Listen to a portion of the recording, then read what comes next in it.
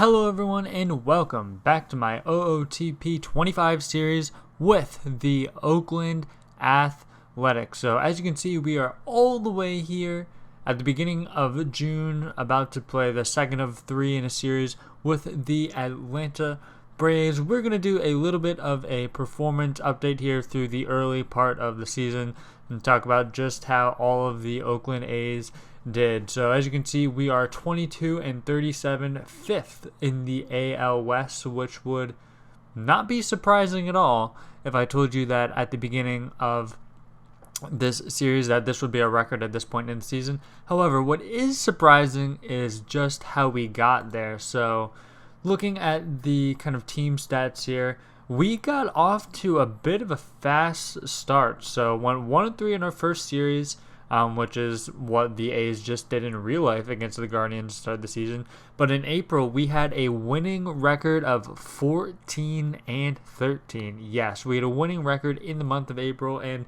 there was actually a point in that month where we were first in the AL West.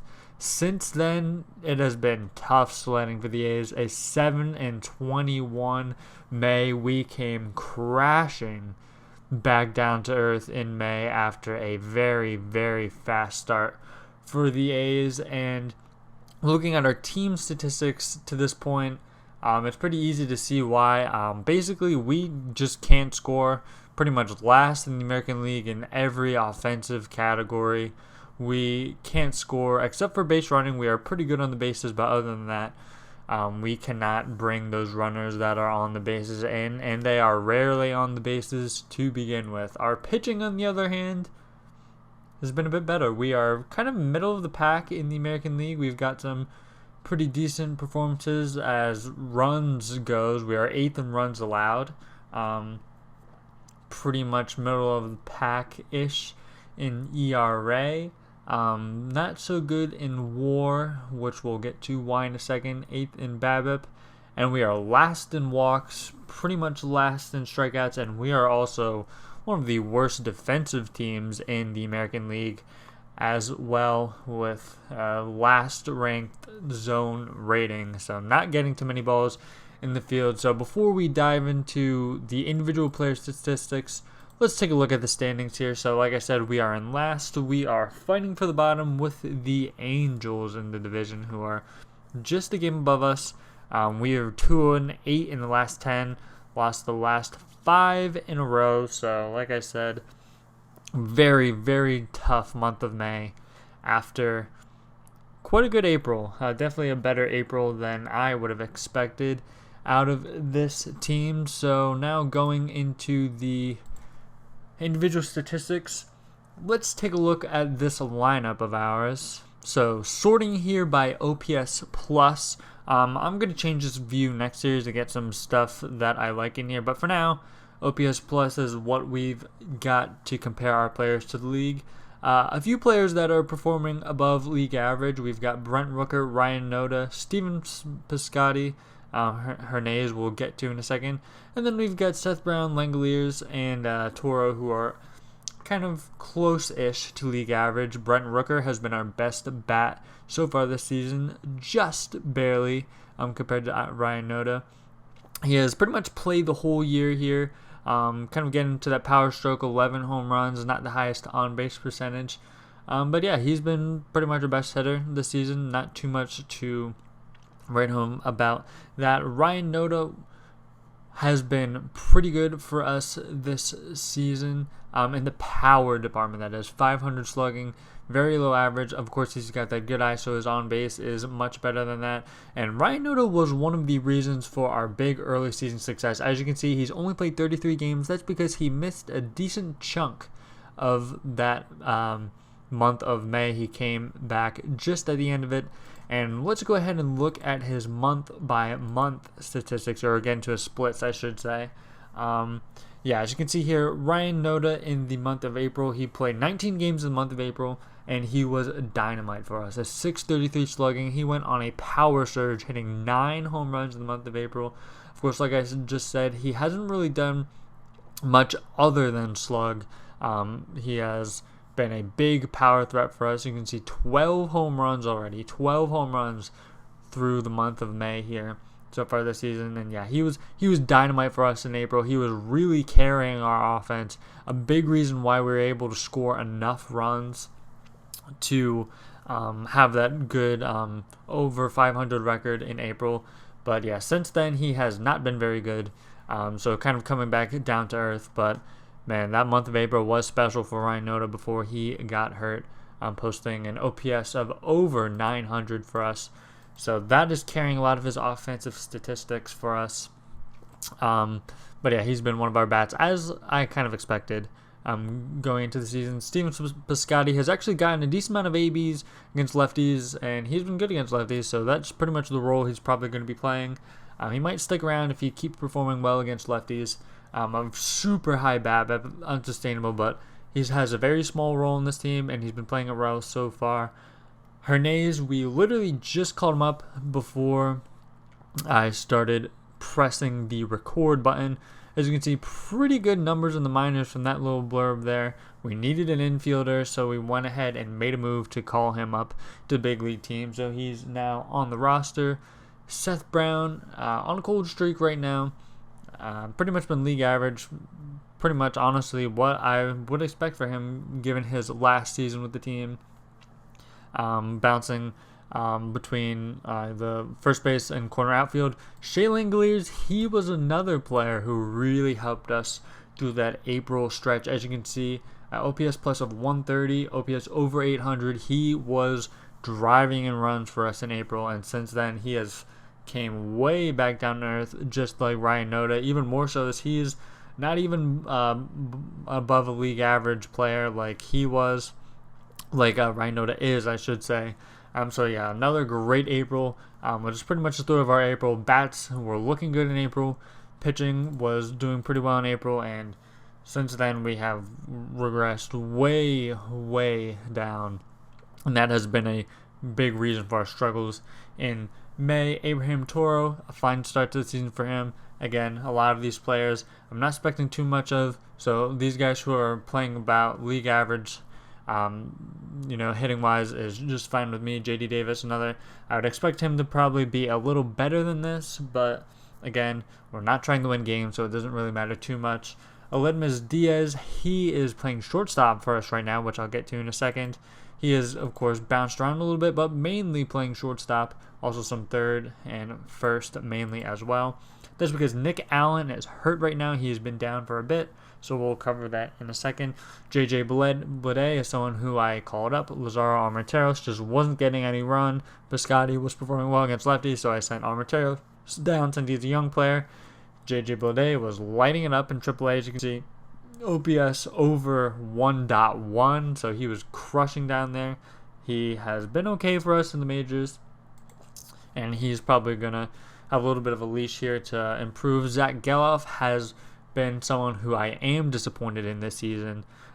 78 OPS plus, only slugging 350. Not a good start to the season for Zach Geloff. We don't want to see this. He, of course, is one of our young cornerstones that we're hoping to develop here. He, of course, had a very good kind of major league portion of the season, and minor league portion for that matter. Last season, he has not been good. He has not followed up on that season. A sophomore slump for Zach Geloff. Disappointing. Hopefully, he can get things together here. The season goes on. I'm not planning on sending him down. His performance hasn't been that bad where it kind of warrants kind of a demotion, but I don't know. If he does continue struggling to this degree, I probably will consider it, but again, he's someone we won the majors, getting everyday ABs. He's 24, kind of, need to see what he is at this point. So he would benefit from getting a lot of major league at bats.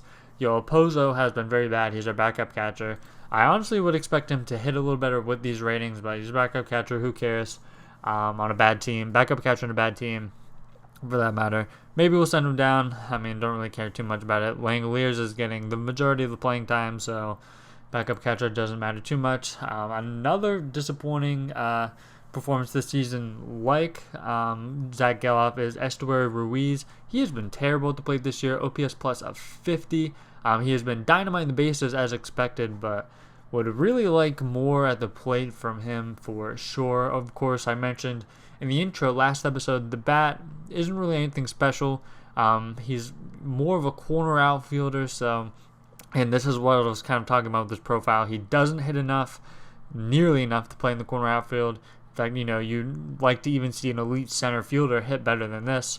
In center field so far, he has been fine. He's been, hasn't really been a negative defender, hasn't been, overly positive. He's been just fine in center field. So he's someone who I definitely am looking to send down since he can't hit. But the problem is with him is we just don't really have anybody else, I should say, that can play center field. Of course, I've been looking at Denzel Clark to kind of maybe fill that role. Unfortunately, he's hurt right now, so we couldn't even make that move if we wanted to. So Ruiz is kind of on borrowed time, and we're just kind of waiting for another center field option to emerge, and really hoping one does emerge, because we just can't have him hitting that poorly. He needs to be sent down to kind of figure some things out. Now, on the pitching side of things, things have actually been, like I covered earlier, pretty okay. Alex Wood has been dynamite for us. 2.59 ERA. Ross Stripling has been pretty decent for us as well. Paul Blackburn eating some innings. The rotation has been pretty good. As you can see, there have been some moves made in the bullpen. Just at the back end, Austin Adams is gone. With a lot of these relievers, if they're performing badly, I just jettison them without really thinking anything at all about them. Pretty much everyone else is still here. Kyle Muller has been having a pretty good season for us. And as I kind of covered in the team stats, our FIP discrepancy is pretty big as a team with our ERA. Again, I mentioned earlier in the team statistics, we were about middle of the pack in ERA, although we were pretty much last in strikeouts, last in walks. So I'm kind of getting a bit lucky in the run prevention department here. As you can see, we have a lot of high FIPs, a lot of FIPs that are much higher than ERA. Alex Wood, though, like I mentioned, low ERA, pretty good FIP. Same thing with Ross Stripling. Pretty much couldn't ask any more out of these two veteran pitchers, eating innings, giving us a chance every time they take the mound. Paul Blackburn, more of kind of the other case they were talking about, where the FIP is a good amount higher than ERA. Getting kind of lucky in that department. You can see kind of the walk to strikeout ratio here. Some less than desirable performances at the bottom here. Joe Boyle, we'd expect that out of him. But again, part of the reason why our kind of discrepancy in the team stats. Michael Kelly, someone that I called up to take a spot in the Major League bullpen. We'll look at some of the injuries right now. Like I mentioned, Nick Allen, he is a fractured foot. He's been down for about a month, I believe. Yeah, his last, or half a month, I should say. His last game played was in the middle of May.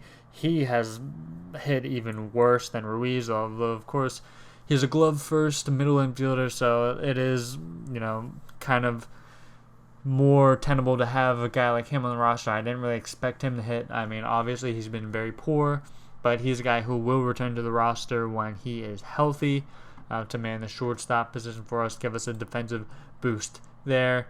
Some of these injuries are pretty much the same as we've been, gone on. Like Waldichuk got Medina. We weren't expecting to get these guys back soon, although Medina is looking like he is close, only 2 days out of returning for us. And just doing a quick overview of some of the prospects here, looking at some of their performances. Jacob Wilson has been awful, and his time this season bouncing between A and high A. Terrible, absolutely terrible. Hopefully he can figure some things out here, because he has been awful. Very bad to see our top rated position prospect performing like this. For sure. Denzel Clark, who I mentioned, is hurt. That power stroke is there for him, as you can see from the little blurb there. But other than that, not much doing. Would hopefully get a better performance from him. Hernandez, as I mentioned, performing well. He's a backup infielder right now in the Major League Club, bouncing around all of the positions. Max Muncy, another player who we would like to see more out of, no doubt. Henry Bolt, another player who's underperforming. Armenteros, another player who's underperforming. Pretty much all of the hitters that we have in our minor league system right now not hitting well, at least the top-rated guys. As you can see, Brent Harris here. It was pretty much between him and Hernandez who was going to call up. called up Hernandez because he has more positional versatility. Harris has been good. That's good to see. Probably we'll see him in the majors at some point later this season. Susac, he's been pretty good. In Double A, that is, wasn't so good in high. He got the call up to Double A. He's someone who we might look at later down the season, or if we have an injury to Langoliers, see how he can perform in a large role at the major leagues. Brendan Malone, he's been pretty good for us in Double A this season. Not much of a defensive profile, not much of a defender. Weak arm, not a lot of range. Probably first base or bat first, second baseman, but he's been good so far. So those kind of things are good to see. Morales hasn't gotten much run in A-ball. Been pretty poor as well. I'm not going to cover too much of these kind of performances here, but decent at least from some of the young arms in our system. Which you cannot really say about the bats. So pretty much expected outcomes for the Oakland A's. Again, I covered that pretty hot start in April that we had. Got off to a very hot start and now kind of have gone back to reality. Really struggling right now, and I would expect that to continue going forward. So thank you for watching this second episode of the Oakland A's series on OOTP 25. And when I return with the next episode, we will get into probably the most exciting thing of this first season in this series, which is the MLB rookie draft. So again, thank you for watching, and I will see you with the draft next episode.